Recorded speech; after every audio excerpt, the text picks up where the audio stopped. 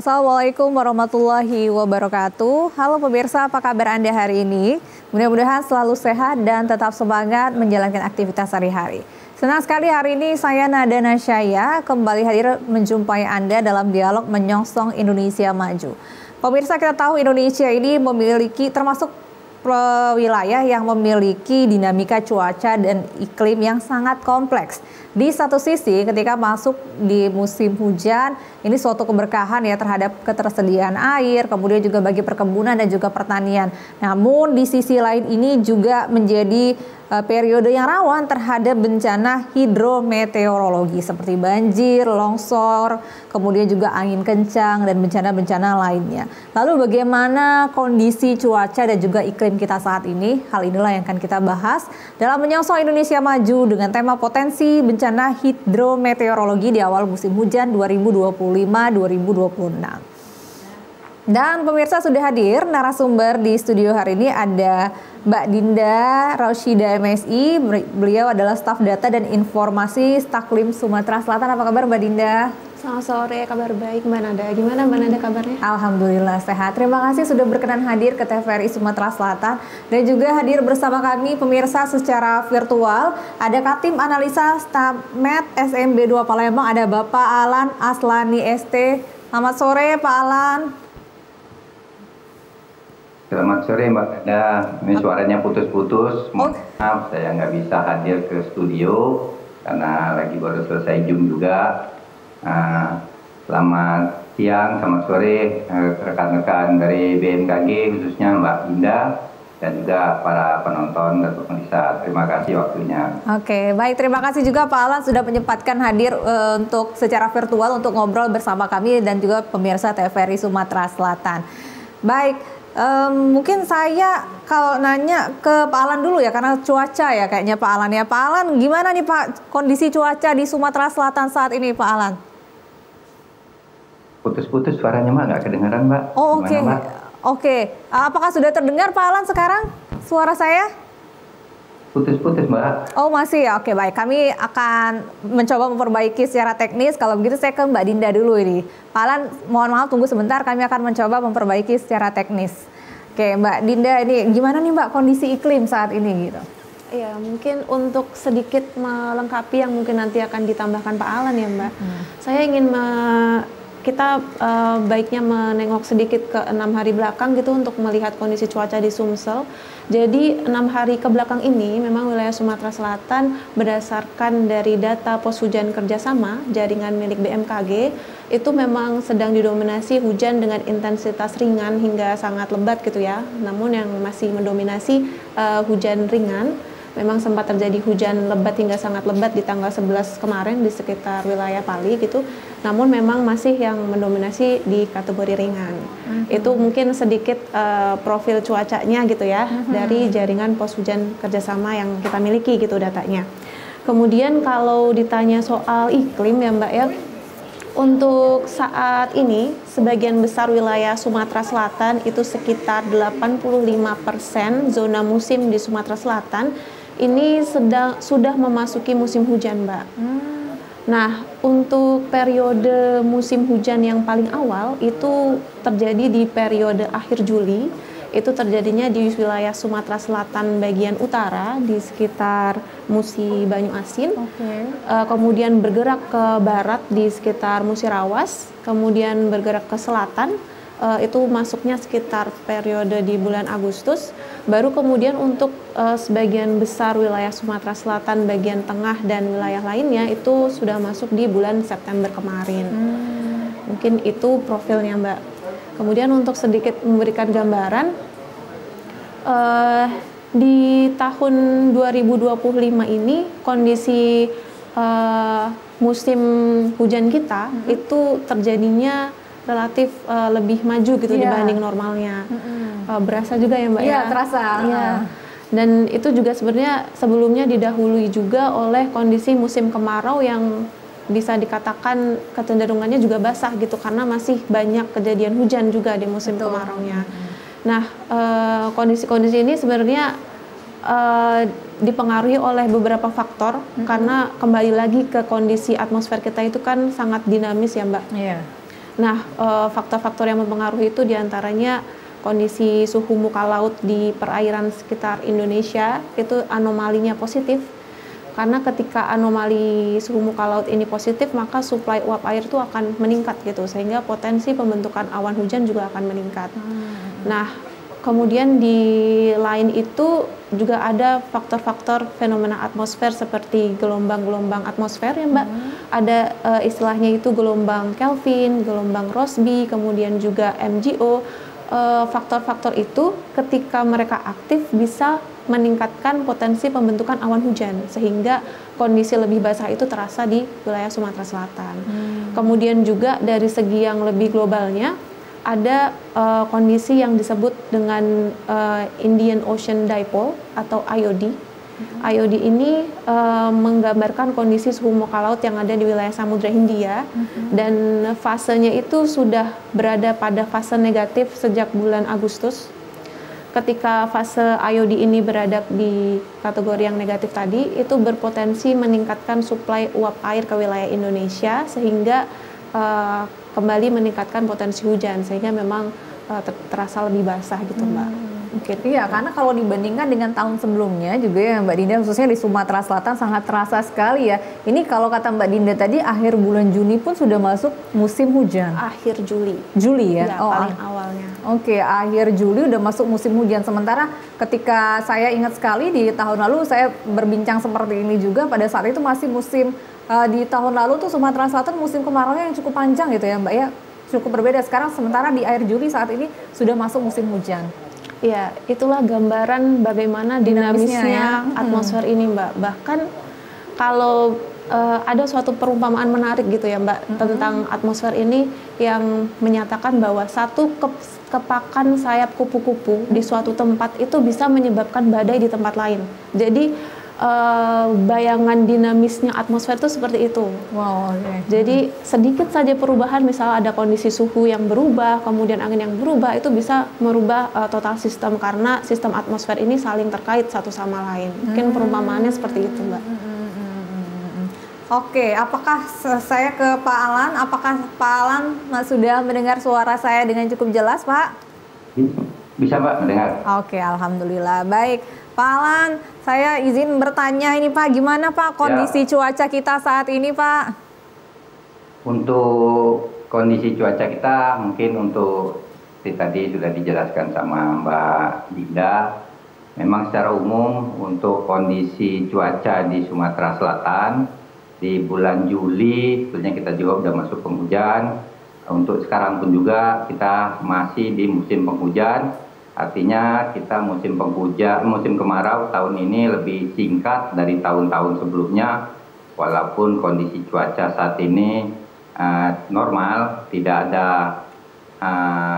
gejala El Nino atau La Nina dalam kondisi seperti kondisi normal seperti tahun-tahun sebelumnya. Bahkan kita 3 tahun yang lalu wilayah Indonesia masuk sampai 3 tahun dalam kondisi La Nina. Tapi alhamdulillah kondisi tahun ini kita masuk dalam kondisi normal. Untuk kondisi cuaca memang untuk cuaca saat ini wilayah Sumatera Selatan khususnya di wilayah Palembang ada potensi hujan. Kita perkirakan sore ini ada hujan dan sebagian besar wilayah Sumatera Selatan akan terjadi hujan sore hingga malam hari. Memang secara umum lihat dari kondisi dinamika atmosfer kita, khususnya untuk kondisi lokal, wilayah Sumatera Selatan lebih sering terjadi hujan pada sore hingga malam hari. Hal ini dikarenakan memang sudah kondisi lokal kita, pagi pembentukan awan, penguapan, siang terjadinya pengumpulan awan-awan konvektif dan sore hingga malam hari biasanya akan terjadi hujan. Ya, demikian Mbak. Untuk intensitasnya sendiri bagaimana ini Pak Alan hujannya?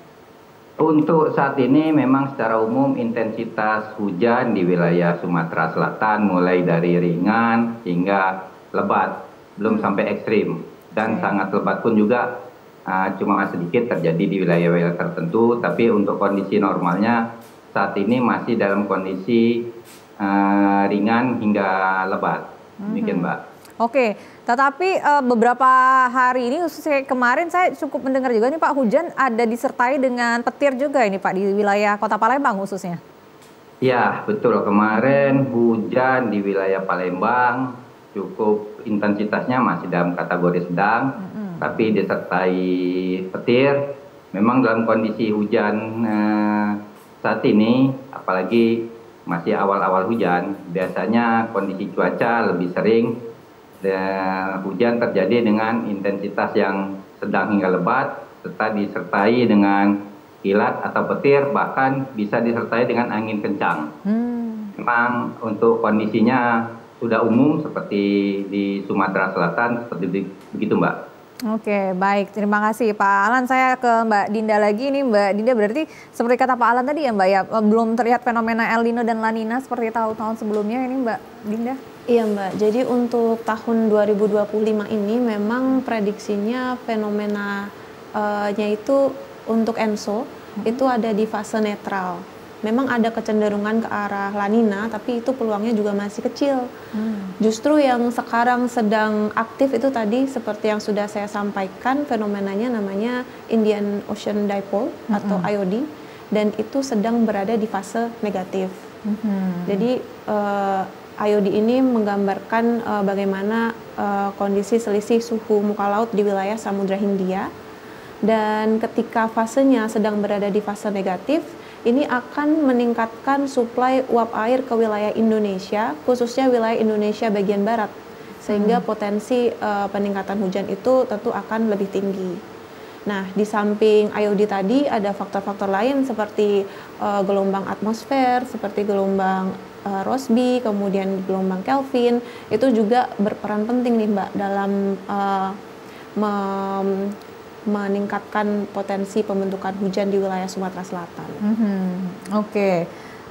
Kalau data curah hujan yang terekam dalam 1 bulan terakhir ini gimana Mbak Dinda? Menunjukkan tren peningkatan secara signifikan?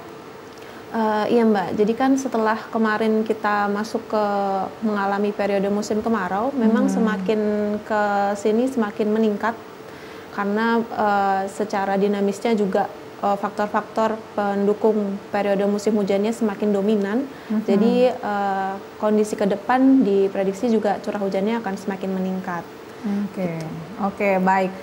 Saya ke Pak Alan lagi nih Pak. Curah hujan akan semakin mengalami peningkatan, tapi kalau saya mau bertanya untuk bulan Oktober sendiri gimana nih Pak prediksi dari BMKG untuk Oktober, apakah intensitas hujan akan mengalami peningkatan terus dan potensi banjirnya gimana nih Pak? Ya Mbak, memang untuk saat ini potensi hujan semakin akhir tahun akan semakin meningkat. Bahkan kita di wilayah Sumatera Selatan umumnya di bulan Desember itu akan mencapai puncaknya musim hujan dan akan kembali mencapai puncaknya musim hujan di bulan Maret kembali. Nah, memang secara umum nanti di bulan November Desember hujan akan mulai meningkat dan di akhir bulan ini memang sudah perlahan-lahan untuk minggu ini mungkin hujannya masih dalam intensitas ringan hingga sedang. Diperkirakan untuk minggu ke depan intensitasnya akan menjadi sedang sampai lebat. Demikian Mbak. Oke, baik Pak Alan dan juga Mbak Dinda, kita harus break dulu, ini semakin menarik perbincangan kita. Pemirsa, kami akan segera kembali setelah jeda iklan berikut ini, tetaplah bersama kami.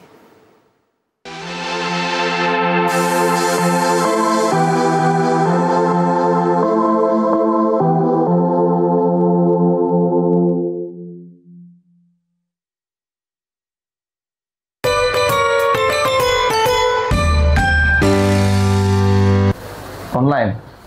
Iya, sekarang nih kan zaman sudah canggih ya. Tidak perlu lagi gitu nak melok kelas masak nian ke sana. Ini dari HBB, cak mana cara bikinnya. Jadi pastilah lemak. Ini apa? Kau ini becak apa dulu? Becak rendang daging. 3 hari dia ngeti tambah lemak. Adik dia pula. Tanya. Tapi kira-kira utang aku bagi dulu dibayar boleh kan? Terima segala kekurangan, bersyukur intinya. Wait. Maksud saya ini kurang ini bukan nggak bersyukur, Pak D-nya belanjanya kurang 10.000. Bukan saya nggak mau terima kekurangan, tapi memang belanjanya kurang 10.000. Sekali panen itu kisaran ya 200 juta lah dalam waktu 100 hari. Awalnya dari hobi, kelamaan jadi suka. Kan hitung-hitung tambah-tambah buat ekonomi, Pak. Karena kalau konsumsi itu cepat daya jualnya, perputarannya cepat.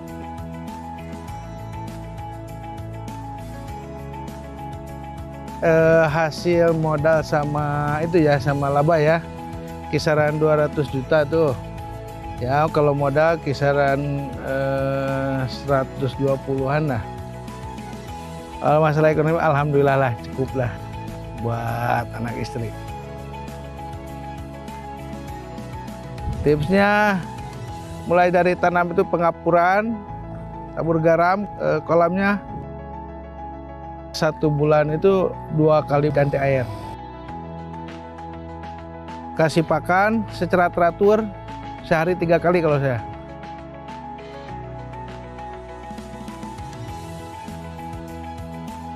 Ayo dukung perekonomian rakyat, petani cerdas, petani sejahtera.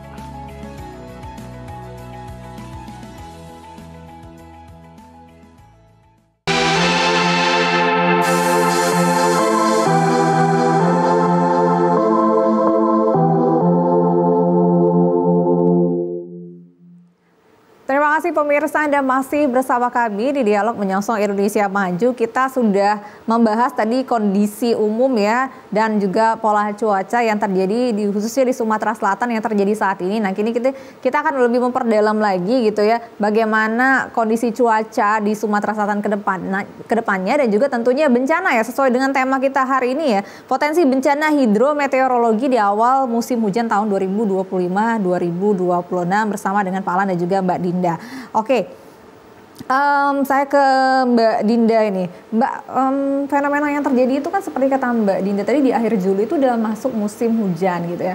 Tapi sepertinya kayaknya Agustus, September itu nggak setiap hari hujan. Apakah emang musim hujan itu tuh definisinya itu setiap hari hujan gitu Mbak ya? Atau nggak, gimana nih? Oke Mbak, jadi kita ke definisi musim hujan dulu mungkin ya Mbak. Jadi musim hujan itu menurut BMKG secara definisi itu kita melihatnya per periode dasarian. Dasarian itu merupakan periode per 10 harian.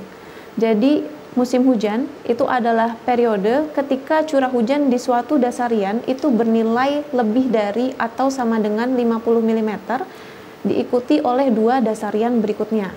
Jadi ketika suatu dasarian bernilai 50 atau lebih, kemudian 2 dasarian setelahnya juga hujannya masih segitu, itu maka bisa dikategorikan sebagai suatu wilayah tersebut sudah memasuki musim penghujan. Nah, kembali ke definisi tersebut bahwa yang dilihat itu adalah secara akumulatif hujannya. Jadi bukan dilihat apakah setiap hari itu hujan atau tidak, tetapi yang kita tinjau adalah hujan secara akumulasinya. Itu berdasarkan definisi. Kemudian apakah musim hujan itu akan selalu hujan terus gitu? Ya, tentunya tidak ya Mbak, karena kembali lagi ke yang namanya siklus air, memerlukan proses-proses sehingga ada jeda waktu yang diperlukan gitu. Jadi tidak bisa terus-menerus setiap hari itu hujan. Begitu. Oke, kalau gitu saya ke Pak Alan ini Mbak Dinda. Pak Alan, ini kan kalau tentunya karena saya di Palembang ya, kami domisilinya di Palembang, mungkin pemirsa di kabupaten kota lainnya di Sumatera Selatan juga merasakan.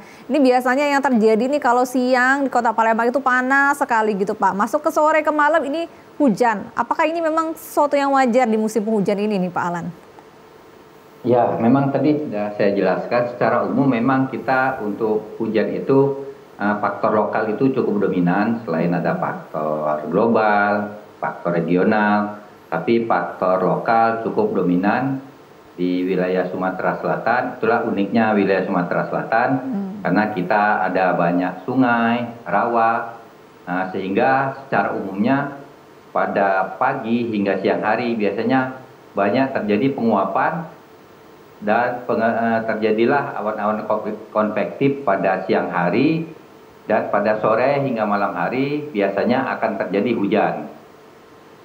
Memang kondisi seperti yang dijelaskan Mbak Dinda tadi, musim hujan bukan berarti tiap hari hujan, tapi kita melihat jumlah. Jumlah itu kita di dalam istilah meteorologi, kita juga mengenal istilah dasarian. Dasarian itu artinya 10 harian. Tanggal 1 hingga tanggal 10 kita sebut satu dasarian, tanggal 11 hingga tanggal 20 dasarian kedua, dan tanggal 21 hingga akhir bulan itu kita sebut dasarian ketiga. Sama juga seperti musim kemarau, bukan berarti selama musim kemarau tidak akan pernah terjadi hujan. Bisa terjadi musim kemarau pun akan terjadi hujan seperti bulan-bulan sebelumnya, dari bulan Mei, Juni, bahkan Juli pun juga, walaupun ada sebagian besar wilayah Sumatera Selatan sudah memasuki musim hujan, tapi tidak semua di wilayah Sumatera Selatan sudah masuk musim penghujan. Ada sebagian kecil masih wilayah yang masih masuk musim peralihan atau masih musim kemarau. Dan juga di wilayah tersebut masih terjadi hujan. Bahkan ada yang bisa 3-4 hari baru terjadi hujan atau 1 minggu. Demikian juga untuk musim penghujan, bukan berarti setiap hari ada hujan. Bisa terjadi 2 atau 3 hari tidak ada hujan. Dan umumnya, biasanya kalau udah 2 atau 3 hari tidak hujan, maka di wilayah tersebut umumnya hujannya akan lebih lebat dari sebelumnya. Kira-kira begitu, Mbak. Oke, baik. Jadi memang tergantung topologi wilayah juga gitu ya Pak Alan ya? Iya, Mbak. Oke. Nah, Mbak Dinda, kalau kita lihat di Sumatera Selatan ini kan ada 17 kabupaten kota gitu ya. Nah, yang tadi sih sebenarnya Mbak Dinda udah jelasin sih, yang duluan musim hujan tuh di daerah Sumatera Selatan bagian utara gitu ya, di atas. Nah, ada nggak sih Mbak di daerah-daerah atau wilayah-wilayah di Provinsi Sumatera Selatan ini yang memang musim hujannya lebih banyak dibandingkan dengan musim kemarau? Iya Mbak, jadi itu termasuk fenomena yang menarik ya sebenarnya untuk tahun ini. Karena di tahun 2025 ini ada 2 zona musim gitu kami mendefinisikannya, yaitu di wilayah Sumatera bagian selatan yang meliputi wilayah Oku, itu bisa dikatakan tidak mengalami musim kemarau, atau bisa dikatakan kondisinya itu musim hujan sepanjang 2025. Nah, namun kembali lagi ke definisi yang tadi, bahwa jangan dibayangkan definisi hujan sepanjang 2025 itu artinya setiap hari di Oku Selatan sana tuh hujan tidak berhenti, itu tidak seperti itu. Karena kembali yang digunakan sebagai acuan untuk mendefinisikan musim hujan tadi adalah curah hujan akumulatif selama 1 dasarian diikuti oleh 2 dasarian berikutnya. Nah, sehingga yang dilihat itu adalah curah hujan secara akumulasinya. Dan memang berdasarkan akumulasi itu kondisinya di wilayah Sumatera Selatan bagian selatan itu lebih dominan hujan dasarian yang di atas 50 gitu. Sempat terjadi juga hujan dengan akumulasi dasariannya itu kurang dari 50, namun memang tidak mencapai kriteria untuk dikatakan musim kemarau. Untuk musim kemarau itu hujannya kan harusnya kurang dari 50 mm ya, kebalikannya musim hujan. Nah, jadi untuk di wilayah tersebut itu tidak terpenuhi kondisinya. Jadi yang dominan itu adalah dasarian dengan curah hujan di atas 50 mm. Ditemukan juga curah hujan per dasariannya itu nilainya kurang dari 50, namun memang tidak sampai ke 3 dasarian berturut-turut gitu, sehingga tidak memenuhi secara definisi untuk dikatakan sebagai musim kemarau. Oke, itu karena apa topologinya, Mbak Dinda? Selain dari faktor lokal, memang kembali lagi ke faktor yang tadi seperti sudah saya sampaikan sebelumnya ya Mbak, dari segi suhu muka laut itu sudah mendukung karena memang anomalinya positif, hangat, kemudian juga faktor-faktor seperti gelombang atmosfer itu juga turut dominan, dan juga untuk wilayah Sumsel ini sangat terpengaruh juga oleh pola-pola siklonik gitu Mbak. Pola-pola siklonik itu sistem tekanan rendah yang ketika dia sudah mencapai suatu level tertentu, dia bisa juga dikatakan sebagai kategori tropical cyclone atau siklon tropis. Nah, siklon tropis ini juga menjadi salah satu faktor yang memiliki andil besar gitu ya dalam dinamika cuaca iklim yang terjadi di Sumsel. Kalau mungkin Mbak Nada ngerasa juga ya Mbak, di bulan-bulan September kemarin itu sempat ada periode di mana kita itu sempat ada kayak jeda hujan gitu, sempat kering gitu kan ya. Nah itu juga sebenarnya ada pengaruh dari siklon tropis yang terjadi di wilayah perairan di utara Indonesia. Dia sebenarnya terbentuknya di utara Papua Nugini gitu Mbak, kemudian dia bergerak ke arah Laut Cina Selatan dan itu dinamakan TC Bueleo, dan TC itu yang juga turut punya andil dalam periode kering yang sempat terjadi di bulan-bulan September itu, Mbak. Oke, baik. Nah, Pak Alan, Pak, kalau misalnya sempat terjadi fenomena seperti yang dijelaskan Mbak Dinda tadi di bulan September. Nah, ini sudah masuk bulan Oktober, November. Sebenarnya tadi Pak Alan mengatakan intensitas hujan akan semakin mengalami peningkatan gitu. Tetapi fenomena-fenomena yang terjadi di bulan September seperti kata Mbak Dinda tadi, mungkinkah terjadi juga nih, Pak? Ya, ini Mbak. Untuk fenomena seperti siklon tropis itu memang secara global kemungkinan untuk terjadi itu sangat besar, apalagi dalam kondisi di musim penghujan. Faktor-faktor pengaruh yang mempengaruhi cuaca memang sangat banyak, Mbak. Seperti tadi sudah disebutkan Mbak Dinda, kita ada istilahnya mengenal gelombang ekuatorial seperti gelombang Rossby, Kelvin, ada juga MYU, itu pengaruhnya sangat besar untuk kondisi cuaca di wilayah Indonesia, terkhusus juga untuk wilayah Sumatera Selatan. MYU itu sangat berpengaruh di wilayah kita, apalagi kondisi sekarang IOD bernilai negatif, gelombang Rossby sedang aktif, gelombang Kelvin pun juga aktif. Itu akan menambah akan lebih meningkat, artinya hujan akan dari dinamika atmosfer tersebut akan membuahkan awan-awan konvektif yang cukup masif, cukup besar, artinya akan membuat kondisi cuaca hujannya akan menjadi semakin lebat. Begitu, Mbak. Oke, ada perbedaan karakter curah hujan nggak Pak dibandingkan dengan tahun lalu nih Pak? Untuk apakah bisa meningkatkan potensi bencana ini Pak? Kalau untuk karakter curah hujan memang kita cuma mengenal 3 karakter, 4 karakter: hujan ringan, hujan sedang, lebat, sangat lebat, 5, malah hujan ekstrim.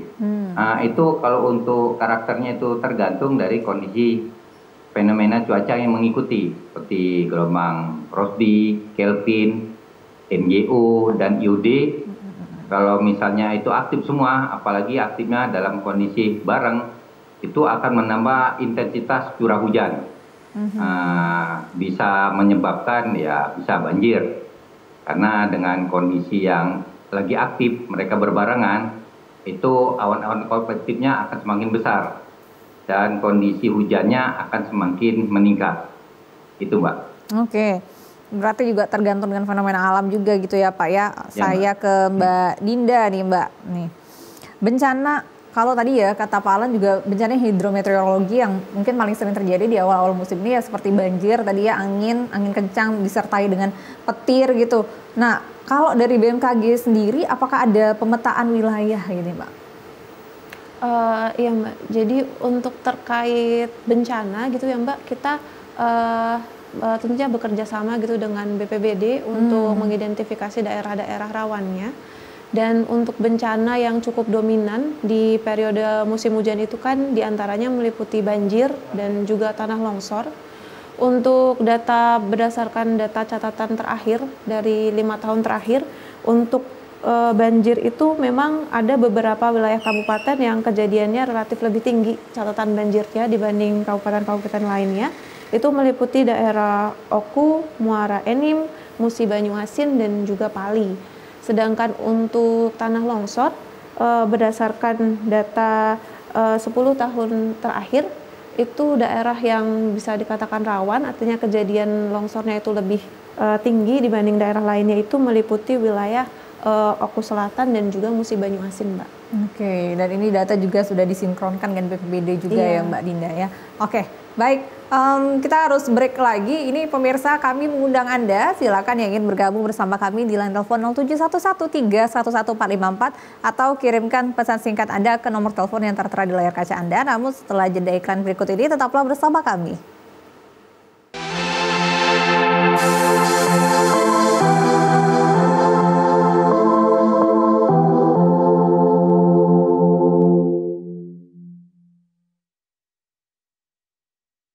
Dari 2024, program keagamaan Islam hadir di layar kaca TVRI Sumsel.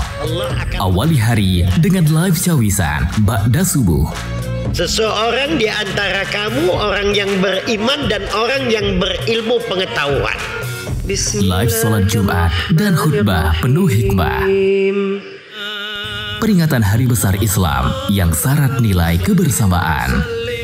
Dengan dukungan teknologi informasi, sebuah program disiarkan live sebagai bentuk kerjasama TVRI Sumatera Selatan dan Masjid Agung SMB Jaya Wikrabo Palembang. TVRI, media pemersatu bangsa. Informasi terbaru lengkap dan terpercaya setiap hari melalui program Berita Sumatera Selatan hari ini.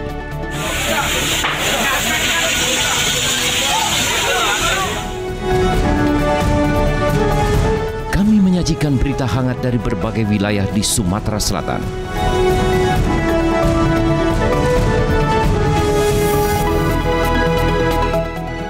Kebakaran lahan dan kebun dengan kobaran api yang cukup besar membakar kebun milik warga. Dikemas secara tajam dan berimbang.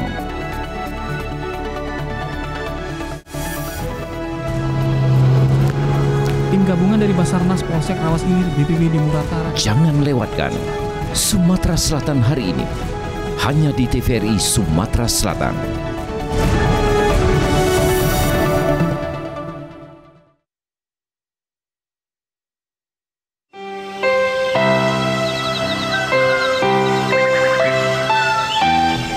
Indonesia bukan hanya tentang kota-kota besar, tapi tentang jutaan desa yang menjadi denyut nadi negeri ini. Mereka tidak menuntut banyak, hanya kesempatan untuk maju, untuk hidup layak, untuk berdiri sejajar. Pembangunan dari bawah bukan sekadar slogan. Ini adalah gerakan nyata agar desa tidak lagi tertinggal, agar kemiskinan tak lagi diwariskan. Karena ketika desa tumbuh, Indonesia bangkit, merata, kuat, mandiri. Ayo bangun Indonesia dari desa, demi keadilan, demi masa depan, untuk Indonesia Emas 2045.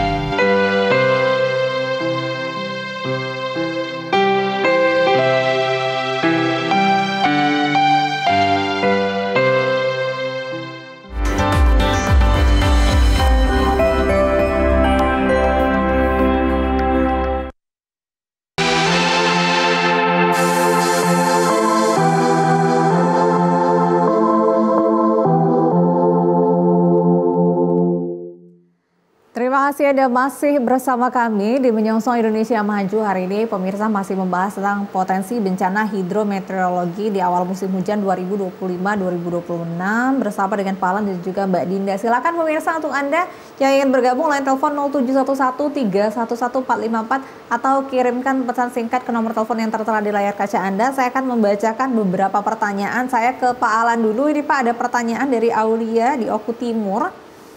Apakah ada perubahan cuaca yang signifikan dalam beberapa hari ke depan ini, Pak? Silakan Pak Alan.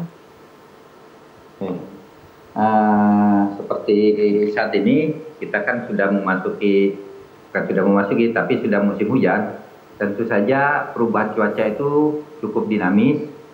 Tadi juga sudah dijelaskan Mbak Dinda, perubahan sekecil apapun kondisi cuaca dinamika atmosfer pengaruhnya cukup besar untuk kondisi cuaca di wilayah, baik itu wilayah Indonesia maupun wilayah Sumatera Selatan. Dengan kondisi cuaca yang saat ini cukup mendukung dinamika atmosfer yang cukup ada yang aktif, IOD yang bernilai negatif. Untuk kondisi cuaca di hampir semua wilayah tentu saja sangat fluktuatif untuk terjadi perubahan.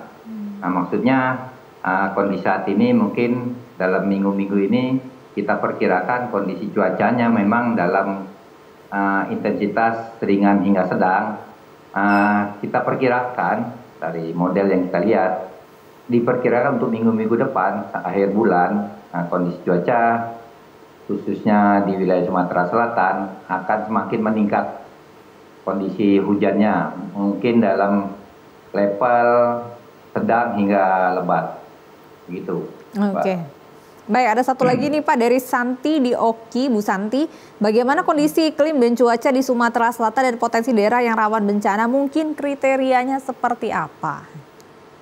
Seperti tadi udah dijelasin Mbak Nida juga, memang kita untuk wilayah Oki itu biasanya secara umum lebih terkenalnya di hotspot biasa. Nah, misal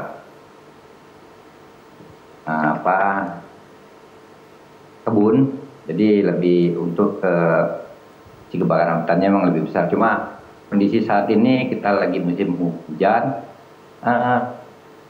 Oki secara umum hampir sering terjadi hujan, tapi kita jarang mendengar laporan bencana di Oki.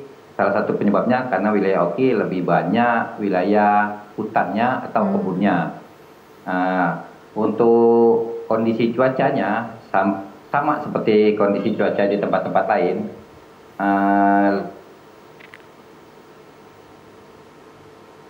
Intensitas hujannya akan semakin meningkat. Oke, baik. Terima kasih Pak Alan. Saya ke Mbak Dinda. Ini Mbak Dinda ada pertanyaan juga nih dari Tania, Bu Tania di Lahat. Daerah saya pegunungan, bagaimana mengetahui kalau iklim di daerah saya gimana? Dan prediksi terjadi bencana ini bagaimana caranya? Ya, baik. Terima kasih untuk pertanyaannya. Untuk mengetahui bagaimana kondisi iklim di wilayah para pemirsa semua, itu bisa dipantau dari informasi yang kami sediakan gitu ya dari BMKG. Itu bisa melalui aplikasi. Ada aplikasi yang bisa diinstal di HP, bisa di-download melalui Play Store maupun App Store. Nama aplikasinya adalah Info BMKG. Di situ kami rutin menyampaikan informasi-informasi terkait cuaca maupun iklim, kemudian juga peringatan dini yang selalu diperbarui dari meteorologi. Itu ada informasi nowcasting terkait peringatan dini. Jadi ketika sudah ada kecenderungan akan terjadi hujan lebat dengan sangat lebat, itu akan masuk gitu warningnya di HP masing-masing gitu ya Mbak.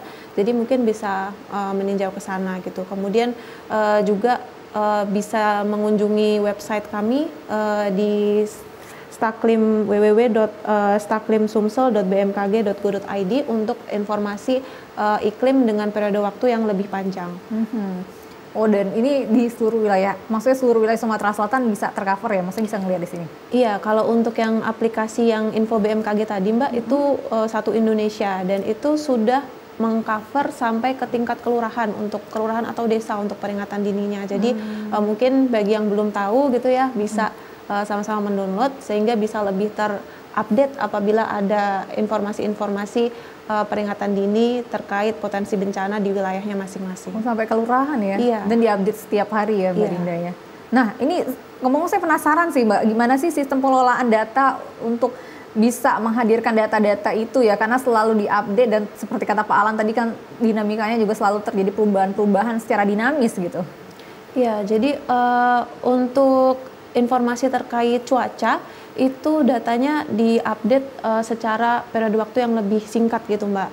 Untuk kami yang di Klimat untuk menyediakan informasi iklim, itu kami mengumpulkan datanya di periode waktu yang lebih panjang. Tadi seperti yang sudah saya sampaikan di periode waktu dasarian. Jadi di setiap 10 harian itu kami mengumpulkan data-data.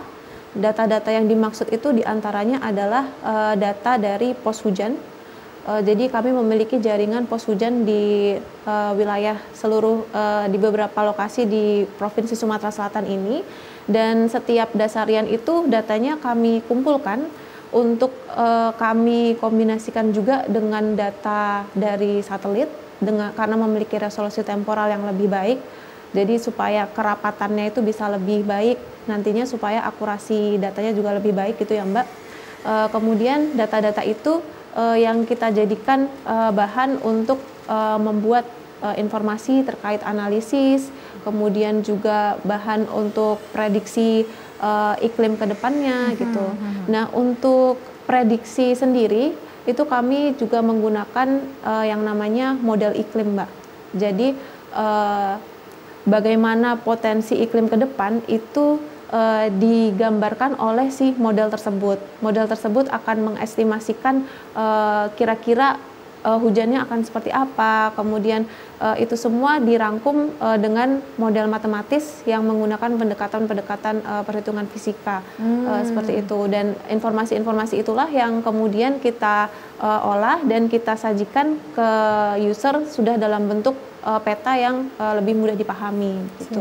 Oke, itu untuk iklim ya. Berarti saya ke Pak Alan ini untuk cuaca ini Pak. Karena yang paling update setiap hari itu adalah cuaca. Bagaimana nih Pak pengolahan datanya nih Pak Alan? Oke Mbak. Ya, mungkin kita flashback sedikit Mbak. Itu untuk kita dengan BMKG Klimatologi memang ada sedikit perbedaan walaupun kita sama-sama di bidang meteo. Mungkin kita flashbacknya, kalau untuk kita cuaca, kita memprediksi cuaca dari zaman, harian hingga 7 hari, maksimal sampai 10 hari. Sedangkan untuk Samet Klimat, mereka itu untuk kondisi cuaca jangka panjang, biasanya untuk menentukan lebih ke musim, baik itu musim penghujan atau musim kemarau. Jadi untuk kondisi cuaca tiap hari kita update di kita.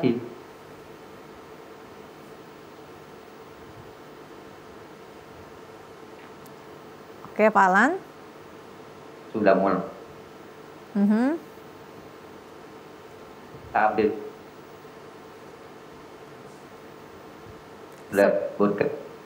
Oke. Pak Alan sepertinya terputus. Desa atau kelurahan bisa kita download di web atau aplikasi cuaca.bmkg.go.id.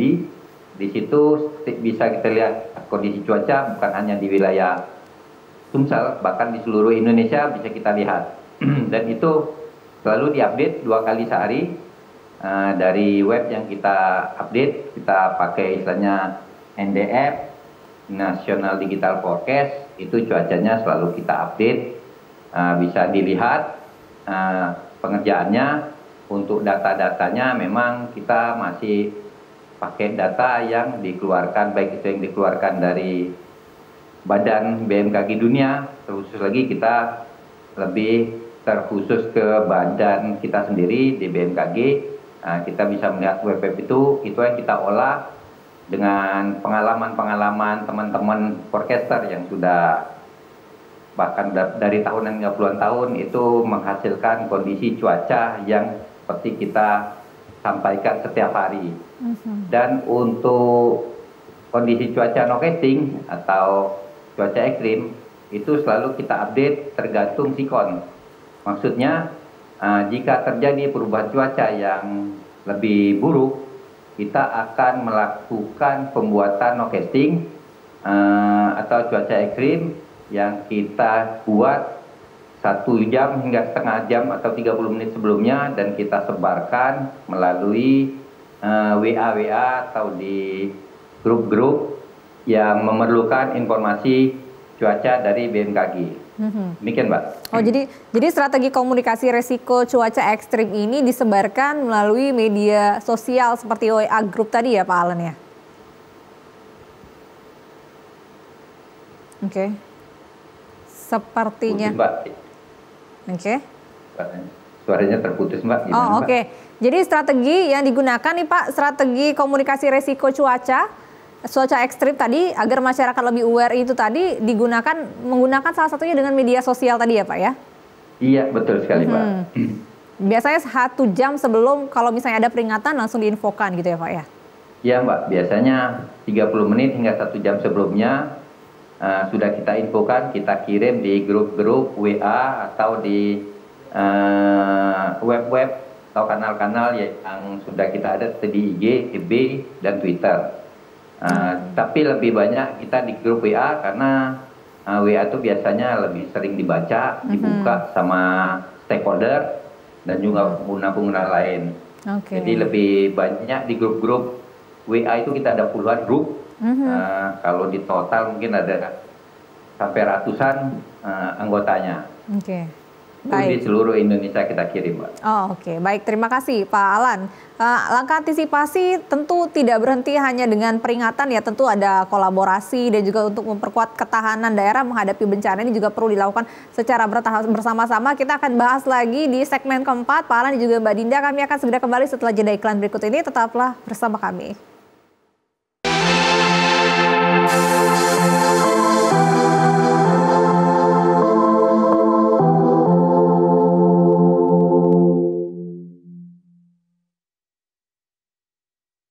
Ya aku sanggupnya cuma semak itulah Kak. Soalnya motor kamu tuh kan mati pajak lah 5 tahun. Ya aku nak berejo bayar pajaknya pula. Aduh Kando, mada ditawar semak itu. Murah nian. Padahal kan masih bagus motor tuh. Masih mulus. CVT-nya lah diservis.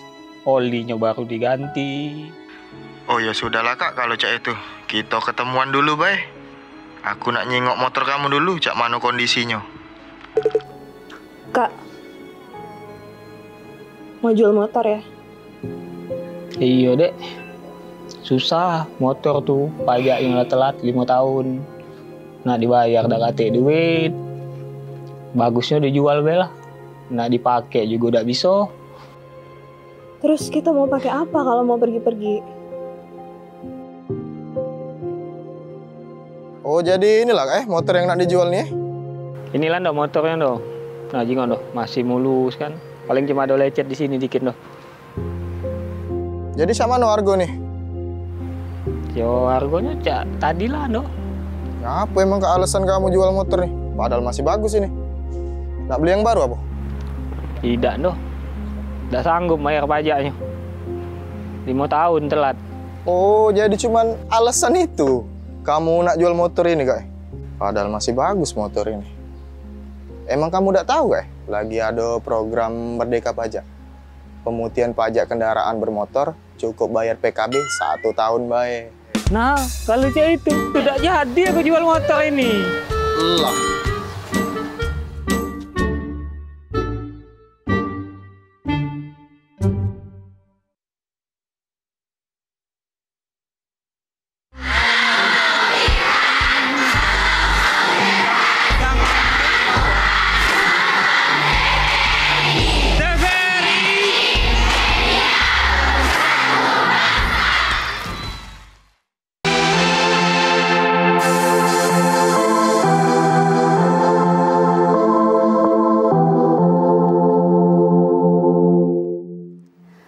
Pemirsa, Anda masih bersama kami di Menyongsong Indonesia Maju, potensi bencana hidrometeorologi di awal musim hujan tahun 2025-2026. Ini di segmen terakhir tentunya kita akan bersama-sama mendapatkan informasi dan mendapatkan informasi bagaimana cara kita menghadapi ya bencana yang akan terjadi khususnya di musim hujan ini. Bagaimana nih Mbak Dinda, saya ke Mbak Dinda nih, bagaimana menghadapi jikalau ya bencana hidrometeorologi ini ya, banjir, kemudian petir, angin puting beliung gitu, gimana nih Mbak Dinda? Iya Mbak, jadi bagi masyarakat semua tentu ada baiknya untuk selalu mengupdate informasi yang rutin kami sampaikan gitu ya, terutama informasi terkait cuaca. Lebih baik jika sudah menginstal aplikasi Info BMKG tadi sehingga selalu terupdate gitu jika ada potensi early warning dari cuaca ekstrim yang mungkin terjadi. Kemudian terkait bencana hidrometeorologi seperti banjir, kemudian juga tanah longsor itu mungkin kita bisa sama-sama melakukan upaya pencegahan gitu ya Mbak, seperti menjaga lingkungan kita, drainase air supaya jangan sampai tersumbat, kemudian juga memperbaiki perilaku bagaimana kita menjaga lingkungan, tidak membuang sampah ke sungai gitu, supaya feedback ke kitanya juga saling menjaga seperti itu Mbak. Kemudian juga terkait ancaman yang juga sering terjadi di periode musim hujan ini kan salah satunya petir ya Mbak, itu juga kita perlu waspada gitu. Nah terkait petir ini sebenarnya ada satu tips yang mungkin bisa saya bagi gitu untuk meningkatkan kewaspadaan kita.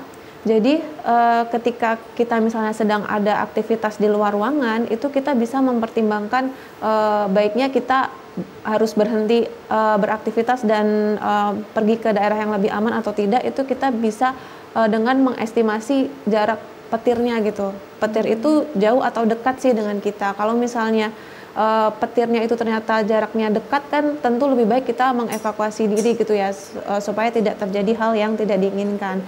Nah itu bagaimana caranya?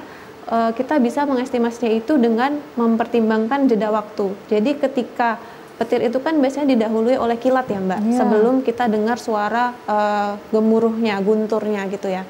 Nah kita bisa ketika kita melihat kilat itu kita bisa mulai menghitung hitungan detik gitu ya, berapa detik, dan hitungan itu kita berhenti ketika kita sudah mendengar suara gunturnya. Nah misal dari waktu kita melihat kilat sampai kita mendengar suara guntur itu kita menghitung, kita dapat waktu sekitar 30 detik.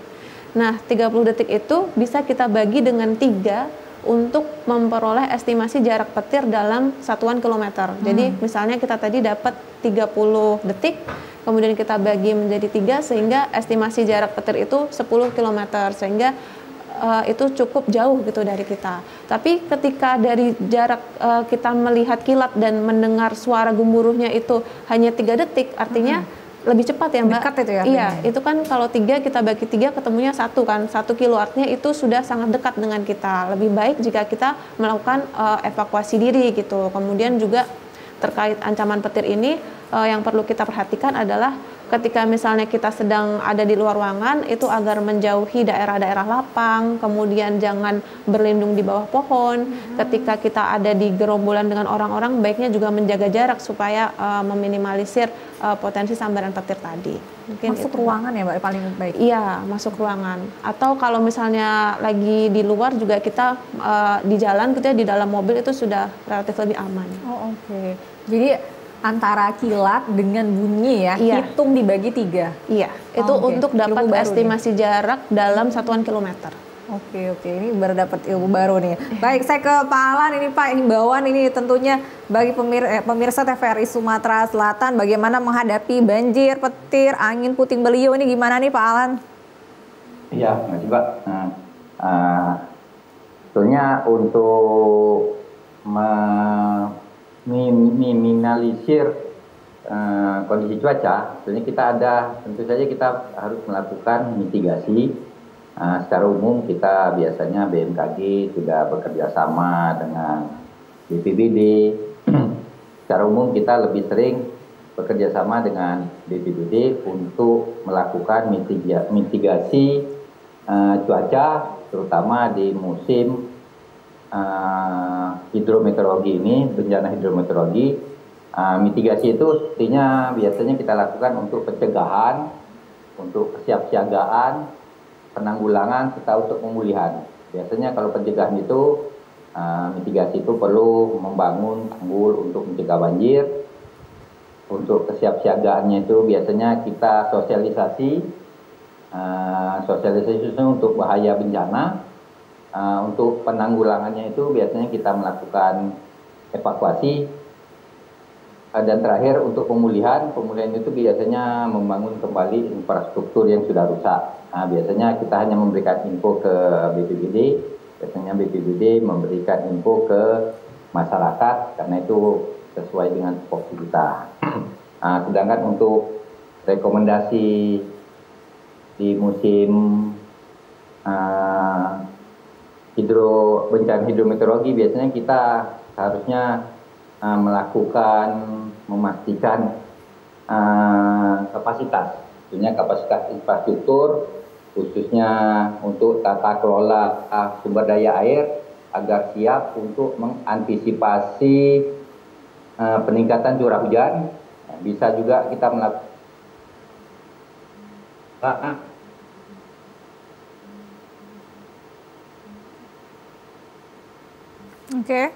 yang berlebihan atau sembarangan, serta melakukan program penghijauan secara masif.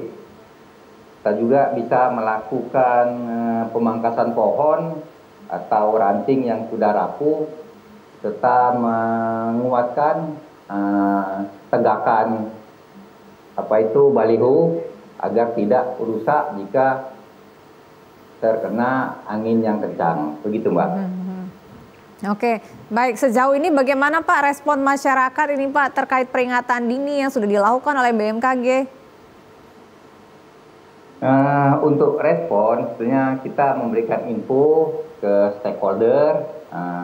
Sampai saat ini respon mereka cukup baik. Mereka biasanya memberikan flashback info ke kita, ada terjadi banjir di wilayah di sini.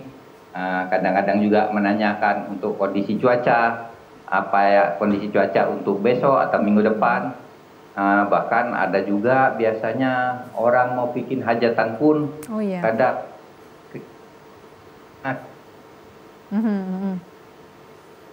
ada flashback dari masyarakat ke kita cukup baik. Gitu, Mbak. Oke, baik. Terima kasih Pak Alan atas waktunya. Feedback dari masyarakat juga sudah cukup baik. Kemudian juga masyarakat juga cukup aktif ya untuk mengkomunikasikan cuaca-cuaca. Apalagi tadi yang mau hajatan tadi ya Pak Alan ya. Alhamdulillah. Jadi karena khawatir ya, biasanya musim hujan ya takut kehujanan gitu kalau lagi ada hajatan. Oke, baik. Mbak Dinda, terakhir nih untuk pesan utama dari BMKG kepada masyarakat Sumatera Selatan dalam menghadapi awal musim hujan ini. Iya baik, untuk masyarakat dihimbau untuk terus memantau informasi yang disampaikan oleh BMKG untuk meminimalisir dampak kerugian, terutama di periode musim hujan ini yang rentan terhadap bencana hidrometeorologi seperti banjir, tanah longsor, angin kencang, petir juga gitu, serta diharapkan untuk lebih memahami lingkungan sekitarnya, memahami jalur evakuasi mandiri juga. Oke, baik. Mbak Dinda terima kasih banyak. Pak Alan juga terima kasih banyak sudah terhubung bersama kami, sudah mengedukasi kami, pemirsa TVRI Sumatera Selatan. Terima kasih Pak, sehat selalu, selamat sore. Amin, makasih kembali Mbak Nada. Oke, sampai jumpa. Terima kasih. Baik. Pemirsa, inilah akhir perbincangan kami di Dialog Menyongsong Indonesia Maju. Mudah-mudahan dengan dialog kita hari ini masyarakat bisa lebih cepat dan lebih tanggap terhadap bencana yang terjadi dan juga bisa mengantisipasi terhadap musim hujan, bencana yang akan terjadi di musim hujan ini. Mewakili kerabat kerja yang bertugas, saya Nada Nasyaya pamit undur diri. Terima kasih atas kebersamaan Anda. Wassalamualaikum warahmatullahi wabarakatuh dan sampai jumpa.